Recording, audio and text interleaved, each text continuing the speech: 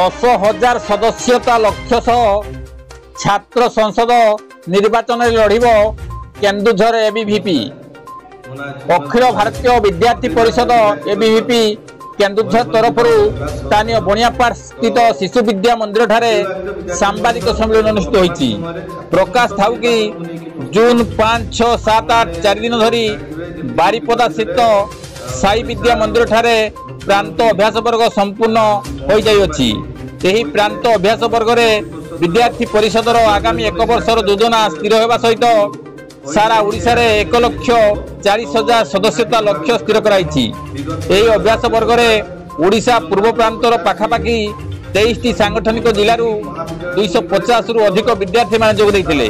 रायगड़ारू रायरंगपुर पर्यंत विभिन्न सांगठनिक जिला एवं विभिन्न महाविद्यालय एवं विश्वविद्यालय जोग दैथिबा विद्यार्थी माने एही प्रांत अभ्यास वर्ग रे विद्यार्थी परिषदर लक्ष्य उद्देश्य विचार विषय में प्रशिक्षित होगा सहित आगामी 1 वर्षर सांगठनिक योजना विषय में अवगत होइछन्ति। एही अवसर में विभिन्न विभाग एवं जिलार दायित्व घोषणा कराइछि। प्रांत अभ्यास वर्ग अवसर में निया जाइथिबा निष्पत्ति अनुसार चलित वर्ष केन्दुझर जिले में 10,000 सदस्यता लक्ष्य स्थिर कराइछि। चलित वर्ष छात्र संसद निर्वाचन को नहीं सरकार घोषणा को विद्यार्थी परिषद स्वागत करने सहित यही वर्ष ओडिशा सारा जेते भी कैंपस रे छात्र संसद निर्वाचन हम से समस्त कैंपस रे विद्यार्थी परिषद पूर्ण शक्तिशाली एवं संगठित भाव में लड़वा सहित विजयर ध्वजा उड़ाइब बोली राज्य संपादिका दीप्तिमयी प्रतिहारी कहते। यही अवसर में मयूरभंज विभाग एवं केन्दुझर जिलार दायित्व घोषणा कराइछि।